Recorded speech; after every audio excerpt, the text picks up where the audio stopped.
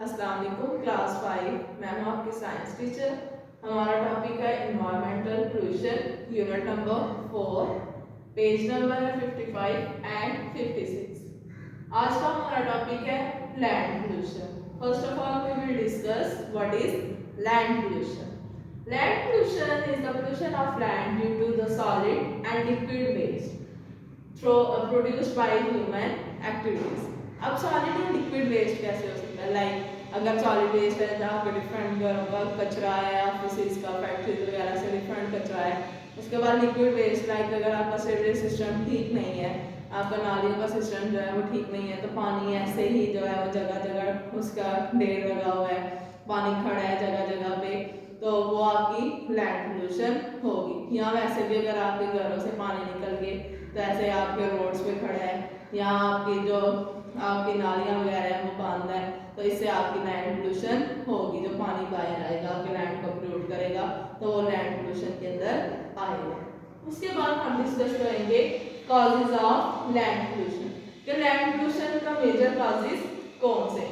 सबसे पहला major cause जो है वो है इम्प्रॉपर डिस्पोजल ऑफ वेस्ट, यानी कि जो हम वेस्ट मटेरियल है जो चाहे हमारी फैक्ट्री से रिलीज हो रहा है, हम अपने घरों से फेंक रहे हैं, उसे प्रॉपर हम डिस्पोज नहीं करते, जिधर दिल करे उसे उधर ही फेंक दिया है, जगह जगह कचरे के ढेर लगा दिए, तो ये आपकी लैंड पोल्यूशन है। यानी कि हम प्रॉपर उसकी कोई जो है वो होल्डिंग करके उसके अंदर नहीं फेंक रहे, या डिफरेंट वेस्ट को डिफरेंट कैटेगरीज के अंदर डिवाइड करके नहीं फेंक रहे उसे, तो आपकी ये पोल्यूशन जो होगी वो लैंड पोल्यूशन होगी कि वो आपका लैंड जो है वो गंदा करेगा। उसके बाद wide use of pesticides and herbicides. These pesticides and herbicides is used for decomposers. Like जो हम आपको पता है कि एग्रीकल्चर कंट्री है पाकिस्तान जो है, तो हम नाउअडेज बहुत ज़्यादा हम पेस्टिसाइड्स और हर्बिसाइड्स का यूज़ करते हैं। लाइक अगर कोई फसल को कीड़ा वगैरह लग गया है, कोई हार्मफुल इंसेक्ट्स वगैरह जो उन्होंने अटैक किया, तो हम उसके लिए पेस्टिसाइड्स यूज़ करेंगे। या आपकी क्रॉप्स के जो है क्रॉप्स ग्रो की हैं, तो उसके साथ साथ अनवांटेड वीड्स वगैरह या ऐसे प्लांट्स ग्रो किए हैं जिसकी आपको ज़रूरत नहीं है, तो आप उन्हें किल करने के लिए हर्बिसाइड्स यूज़ करोगे। जब आप ये पेस्टिसाइड्स और हर्बिसाइड्स यूज़ करोगे तो आपको पता है डिकम्पोजर्स भी आपके एनवायरनमेंट के अंदर हैं। डिकम्पोजर्स लाइक माइक्रो ऑर्गेनिजम्स आपके एनवायरनमेंट के अंदर है। तो जब आप ये दोनों चीज़ें यूज़ करोगे तो आपके वो जो हार्मफुल डिकम्पोजर्स हैं उनकी डेथ हो जाएगी। जब डिकम्पोजर्स की डेथ होगी तो जो डेड मैटर है, डिकम्पोजर्स का मेन काम क्या है? डेड मैटर की ब्रेक डाउन करना। लाइक प्लांट्स और एनिमल्स का जो डेड मटेरियल है, जो बायोडिग्रेडेबल मटेरियल है, उसकी ब्रेक डाउन डिकम्पोजर्स करते हैं। तो जब डिकम्पोजर्स नहीं देंगे तो आपका वो मटेरियल जो है डेड मैटर जो है उसकी ब्रेक डाउन नहीं होगी, तो आपका जो लैंड है वो पोल्यूट होगा। जिधर भी वो मटेरियल पड़े होंगे उधर आपका लैंड जाहिर सी बात है पोल्यूट होगा उस जगह से। उसके बाद है डिफॉरेस्टेशन, सॉइल एरोजन यानी कि removal of fertile soil from surface, poor sewage management and construction activities lead to land pollution. यानी कि deforestation means cutting of trees. अगर हम दरख्तों को फिजूल में काटते जाएंगे तो इससे आपका लैंड पोल्यूट होगा, जाहिर सी बात है वो जगह आपकी जो है वो बंजर हो जाएगी, किसी काम की नहीं रहेगी, तो आपका लैंड पोल्यूट होगा। उसके बाद सॉइल एरोजन यानी कि आपकी फर्टाइल सॉइल जो है वो सरफेस पे नहीं रहेगी, आपकी ज़मीन जो है वो बंजर हो जाएगी, ऐसे पड़ी रहेगी, तो खराब होगी, किसी काम का लैंड नहीं रहेगा, तो उधर लैंड पोल्यूशन ही वो होगी, लैंड पोल्यूशन ही काज करेगा और किसी काम नहीं आएगा। उसके बाद पुअर सीवेज मैनेजमेंट यानी कि आपका जो आपकी सीवेज सिस्टम है वो पुअर है, नालियों का निज़ाम आपका ठीक नहीं है, ड्रेनेज सिस्टम ठीक नहीं है, तो आपकी वो पोल्यूशन जाहिर सी बात है जो आपने पानी है आपके घरों से आ रहा है या डिफरेंट आपके वर्क प्लेसेस से आ रहा है, फैक्ट्रीज वगैरह से आ रहा है, तो ऐसे ही नालियों के अंदर जाने के बजाय आपकी लैंड पे आएगा, तो आपका लैंड जो है वो पोल्यूट होगा। उसके बाद है कंस्ट्रक्शन एक्टिविटीज भी लैंड पोल्यूशन काज करती है। लाइक अगर किसी ने कोई घर बनाना है, कोई बिल्डिंग बनानी है, तो वो ऐसे ही जो बिल्डिंग मटेरियल है उसे लैंड पे फेंक देगा, और उसके अलावा जब उसका काम खत्म हो जाए तो वो जो एक्स्ट्रा बच गया वो नहीं उठाएगा, तो उधर लैंड पे ही वो कंस्ट्रक्शन मटेरियल पड़ा रहेगा, जिसकी वजह से आपका लैंड पोल्यूट होगा और इससे आपके एनवायरनमेंट को इफेक्ट होगा। अब हम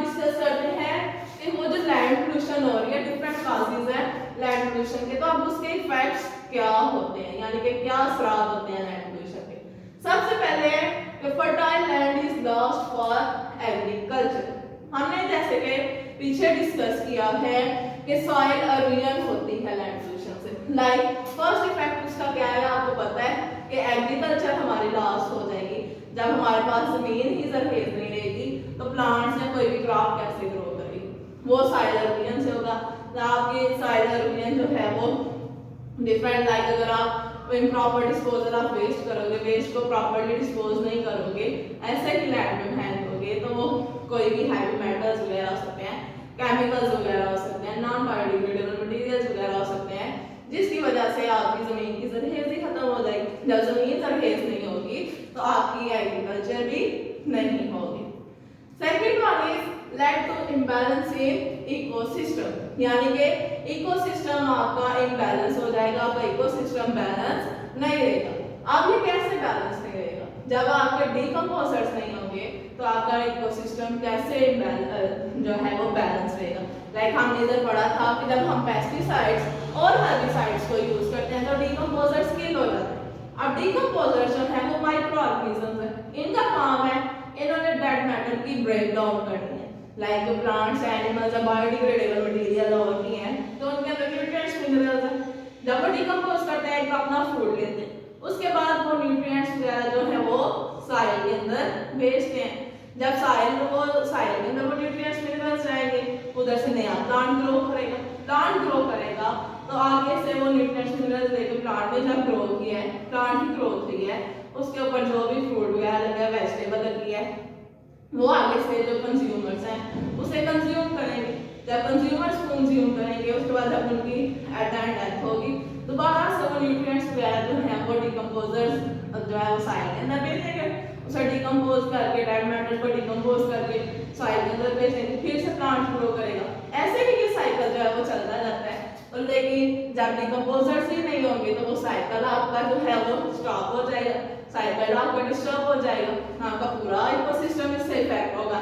लाइक अगर डिकम्पोजर्स नहीं होंगे, प्लांट्स नहीं होंगे, प्लांट्स नहीं होंगे तो कंज्यूमर्स नहीं होंगे, कंज्यूमर्स नहीं होंगे तो आगे से डिकम्पोजर्स को भी फूड नहीं मिलेगा। इस तरह से आपका इकोसिस्टम सारा डिसबैलेंस हो जाएगा। उसके बाद है इट डायरेक्टली और indirectly affects the climate patterns. Like अगर लैंड पोल्यूशन हो रही है तो ये आपकी क्लाइमेट पैटर्न्स को डिस्टर्ब करती है। लाइक इधर हमने पढ़ा था डिफॉरेस्टेशन भी लैंड पोल्यूशन कॉज करती है।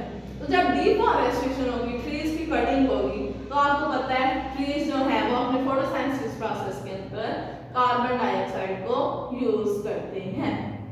लाइक अगर ट्रीज नहीं होंगी तो वो कार्बन डाइऑक्साइड जो ट्रीज ने अब्सॉर्ब करनी थी वो आपके एनवायरनमेंट के अंदर जाएगी, आपके एनवायरनमेंट के अंदर, आपके एटमॉस्फेयर के अंदर कार्बन डाइऑक्साइड कंसंट्रेशन इंक्रीज होगी, जिसकी वजह से आपका क्लाइमेट जो है, जो वेदर पैटर्न्स है वो भी चेंज हो जाएंगे। उसके अलावा आपकी जो ट्रीज हैं ट्रांसपिरेशन प्रोसेस करते हैं तो वाटर वेपर जो है वो इवेपोरेट होकर आपके एटमॉस्फेयर के अंदर जाते हैं, उसके बाद दोबारा से आप उससे वाटर साइकिल आपका चलता है।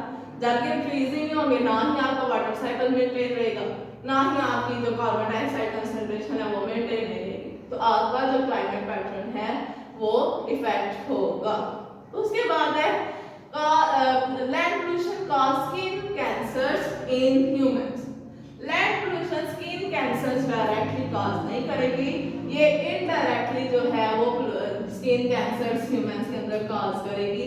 लाइक अगर हमने ये पढ़ा था इधर इम्प्रॉपर डिस्पोजल ऑफ वेस्ट, जब आपका वेस्ट प्रॉपर्ली डिस्पोज नहीं होगा तो आप जगह जगह जिधर दिल करेगा, जिसका दिल करेगा वो उधर अपने कचरे को फेंक देगा। तो आपको पता है डिफरेंट नॉन बायोडिग्रेडेबल मटेरियल्स होते हैं, केमिकल्स वगैरह होते हैं, यहाँ हम ये पेस्टिसाइड्स वगैरह हर्बिसाइड्स वगैरह यूज करते हैं, तो ये उधर ही हम उसे फेंक देंगे, प्रॉपर डिस्पोज नहीं करेंगे, तो कोई भी टच करेगा, कोई ह्यूमन बीइंग है तो उसे इफेक्ट होगा, उसे डिफरेंट स्किन एलर्जीज हो सकती हैं, स्किन कैंसर्स हो सकते हैं उन केमिकल्स या पेस्टिसाइड्स वगैरह की वजह से।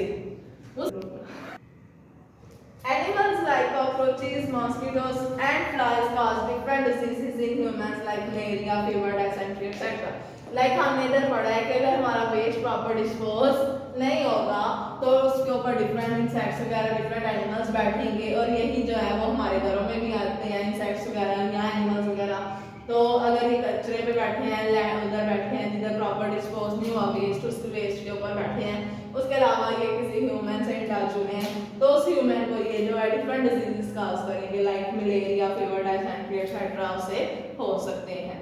तो ये था आज का हमारा सारा टॉपिक जो हमने डिस्कस किया, उसके प्लांट पोल्यूशन फिर उसके कॉजेस और इफेक्ट्स हैं।